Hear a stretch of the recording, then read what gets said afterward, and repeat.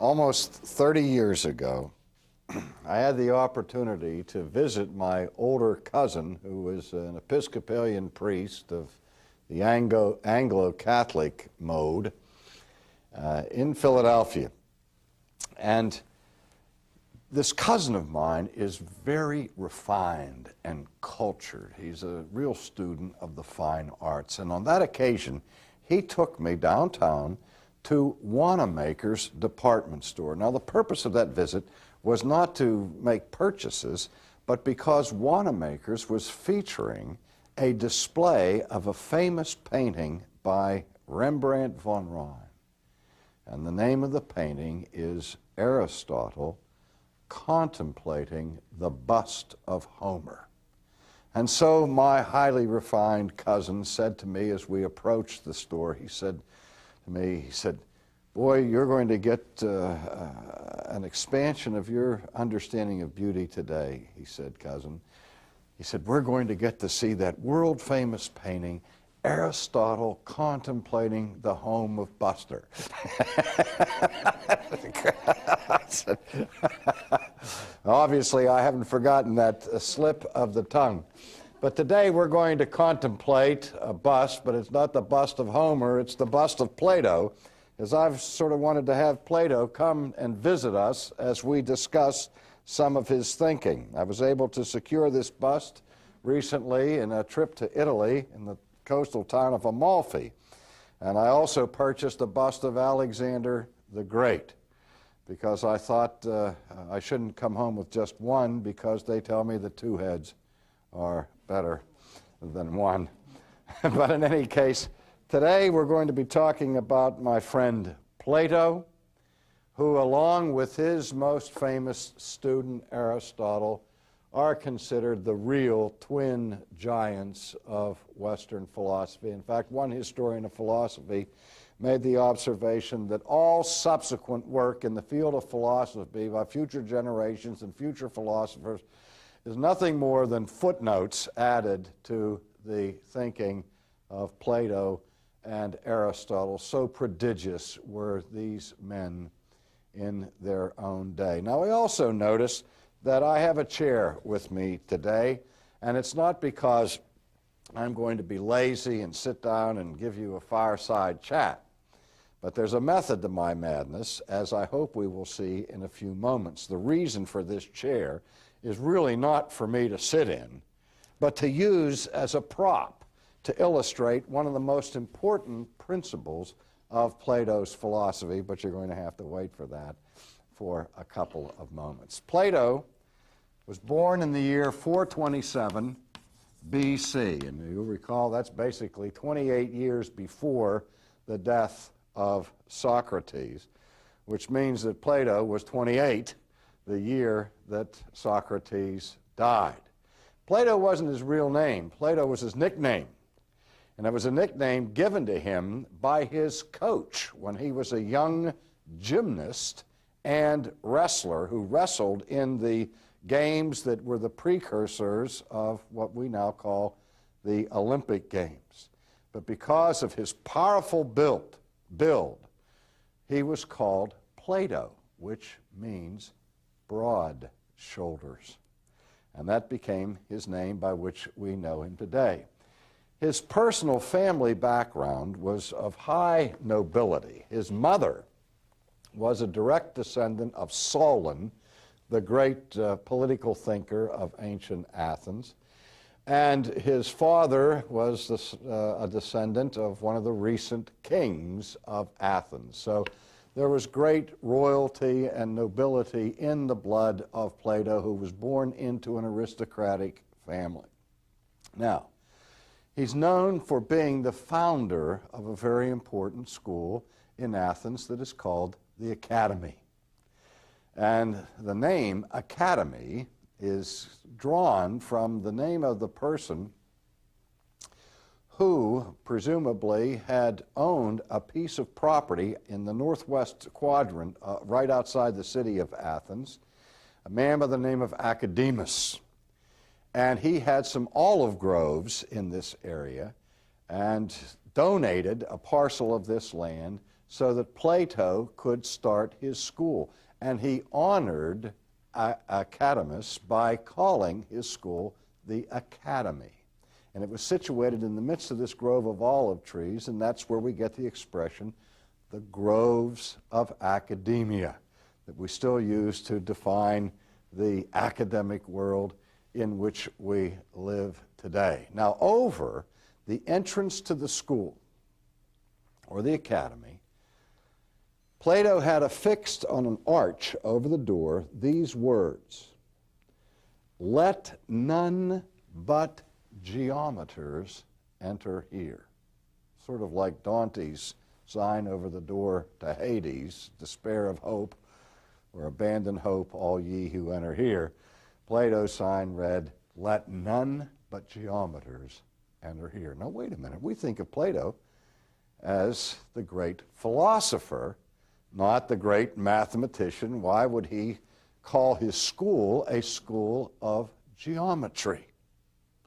Well, in the first instance, Plato's school covered the whole scope of intellectual inquiry, from political theory to ethics to the sciences and so on. So it wasn't just a school for mathematicians, and yet he says, "Let none but geometers enter here." Now, to understand that, you can't think of it in terms of what we call modern geometry. The word geometry comes from the Greek word geis, or the word for earth, and the word, when we talk about metri or meter, we talk about that which is a form of measurement. And so originally the science of geometry was the science of measuring elements of the earth. And it was done by an examination of the forms of measurement, which we did study in modern geometry, like the triangle and the rectangle and the square and so on. And so by means of these various shapes or forms that we use to measure things mathematically, we call the science geometry. But Plato went a step beyond this by saying that the universe in which we live is not simply measured by forms, but rather the universe is forms. That reality is mathematical forms or ideas. At that point, we see something of the influence of the earlier Pythagoreans, who had a virtually mystical view of numbers. But that's another story for another occasion. Plato's great contribution to the history of philosophy is in the development of what is called his theory of ideas. His theory of ideas, or it's sometimes called his theory of forms. His theory of forms. Now, Plato is what we call an idealist, or we could say that Plato, more accurately, is a realist. And you say, wait a minute, are you talking out of both sides of your mouth? How can he be both an idealist and a realist? Well, let's think about that for a second. When we use the term idealist over against the term realist, what do we usually have in mind? We think of an idealist as somebody who's kind of Pollyannish, who lives in a make-believe world of ideals, who never comes to grip with the grim and harsh realities of the actual world in which we live in. And a realist is the one who draws his heroes, warts and all. He doesn't try to give us a phantom image of ideal perfection. So for us, a realist stands in stark contrast to an idealist. But when we call Plato an idealist and a realist, we are using those terms in a significantly different way. Let's see if I can explain that. Plato said that the ultimate reality, the ultimate realities, I should say, plural, are ideas. The truth is ultimately formal, not material. That the ideas that we have in our minds of various things are a recall of ideas that actually exist in a spiritual realm, what we would call a supratemporal realm, a realm above and beyond this world of physical things that we perceive every day. Now let me see, in order to illustrate that, the use of my prop that I brought here today. I'm going to ask for some help from our audience here to see if we can learn something about Plato's theory of ideas. I have my friend Roger, my super student, who sits here in the front row, and Roger never ceases to amaze me with his prodigious grasp of these difficult and complex ideas. I'm not going to embarrass the adults by asking them questions that they'll stumble over. Instead, I will go to Roger because I know he'll be able to answer this question. The question I have for you, Roger, it's a very difficult question. You're going to have to think hard. I have this object in front of me. What is it? A chair. All right, Roger, thank you. You got it right on the button. He said, that's a chair. Now, here's the question. How do you know it's a chair? How do you know it's a chair, Roger? You just grew up learning that that was a chair, right? You never saw that chair before today. What do you mean you grew up learning that that was a chair? But you came in here, you never saw that chair before in your life. And yet as soon as I asked you what it was, what did you say? No hesitation. It's a chair. How did you recognize it as a chair? It has 4 legs. All right. But you know, horses have 4 legs, don't they, Roger? We're going to do this in the Socratic dialogue here. Horses have 4 legs, but you don't call them chairs, do you? All right, so there must be something else besides this having 4 legs that made you identify it as a chair. What else? You can sit on it, but of course you can't sit on a horse, can you, Roger? Huh? Do you have anything at home that's kind of long, has 3 sections to it, that has legs, 4 legs, and you can sit on it? Call it a sofa. But you know the difference between a sofa and a chair, don't you? Yes, sir. Well, we could pursue this a little bit further, because have you ever seen chairs that don't look exactly like this, Roger? Yes, sir. You've seen chairs that are upholstered and real comfortable, right? You've seen wooden chairs and soft chairs and hard chairs and all different kinds of chairs.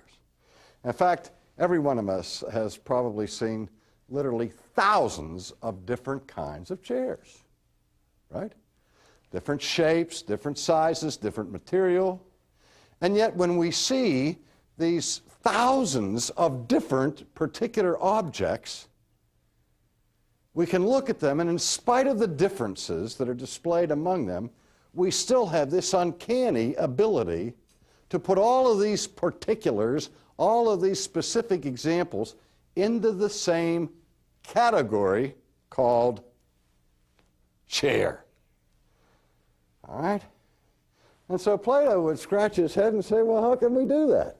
How is it that we have this ability as thinking creatures to recognize all these vastly different objects by the same common universal term called a chair? Or I look out here in the audience and I see people. I see young people and old people, male people and female people, thin people and heavy people, don't I? Blue eyes and brown eyes. Every person in this room has their unique identification. And yet I can look at all of these particular examples of people and somehow extrapolate from these different individuals a class that we call human beings, or people, or mankind. Plato was once challenged to give a succinct definition for what it means to be human. And he said that a man or a human is a featherless biped.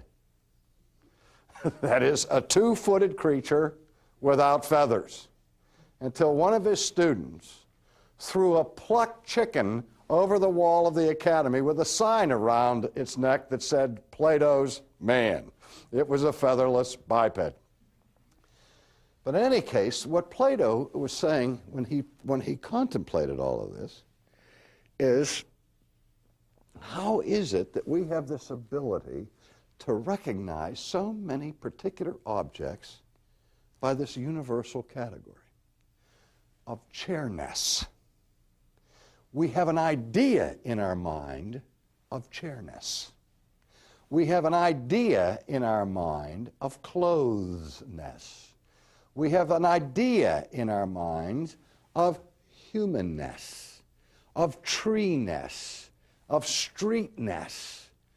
And so whenever we see a particular street or a particular tree or a particular man, such as Plato, we can recognize them insofar as they approximate the idea of humanness, treeness, chairness, streetness, or whatever it is. Now, Plato says the reason that is that in this spiritual realm, there is the eternal, perfect idea of tree. There is the perfect, eternal idea of chair. There is the perfect, eternal idea of human. And everything that we meet in this world is simply a copy of the archetypal idea or ideal. Now, what he's saying is that these ideas independently exist apart from us. They have real being. Now, do you see what Plato's getting at here is the old problem that was left unresolved between Parmenides and Heraclitus. How can we account for both being and becoming? This is the world that we see and perceive with our senses, for Plato, is the world of becoming. And the only way we can have any knowledge of this realm is because above this realm of becoming is the realm of being, where the eternal ideas of things actually exist. Now, let me just pause for a minute and say, do you see how he's called an idealist? He's called an idealist because he says that ultimate truth is found in these eternal ideas. And it is the formal truth that is the highest truth. But the ideas for Plato are not merely constructs of the human mind. They are not just human ways of thinking about things, but these ideas really are. They have ontological status. They have real being.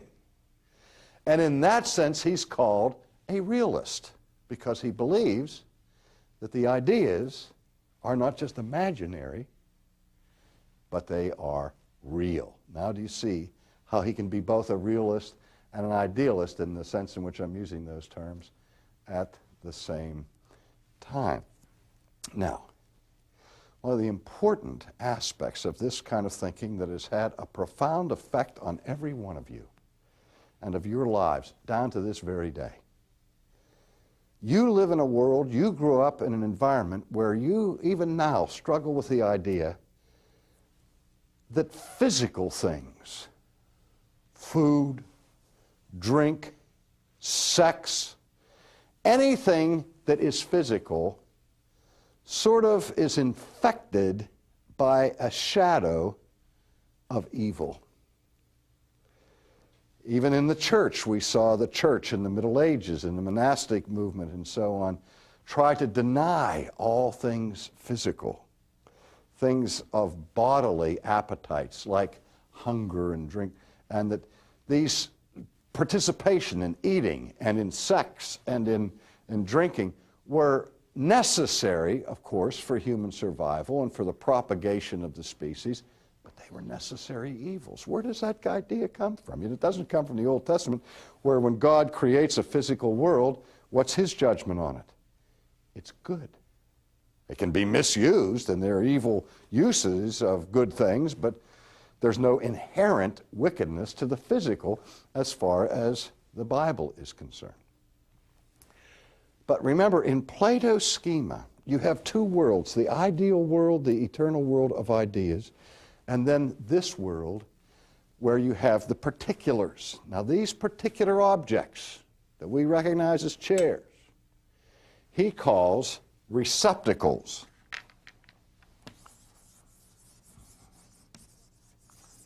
A receptacle is something that receives and contains something. And for Plato, the receptacle is the particular object that copies, to some degree, the pure idea. But all receptacles, that is, all physical things, you, me, this chair, the tree, the street, anything that is physical is a receptacle, and anything that is a receptacle is, according to Plato, an imperfect copy of the spiritual ideal. So that by its necessary state of existence, anything physical is imperfect. Now, when he says imperfect, he means metaphysically imperfect, but it's a short step from metaphysical imperfection to moral imperfection. So that anything that is imperfect lacks pure goodness. And from that we get a whole history of philosophies that reject and deny the goodness of the created world. For example, in the Christian faith, as we will see in our next lecture, we believe in the resurrection of the body. That's part of our faith, the redemption of the body. For Plato, redemption comes when we get rid of the body. It's redemption from the body, when you're only really redeemed when you live in a pure state of spirit and of idea. Now, this has all kinds of implications for Plato's theory of knowledge, which we'll look at in our next session.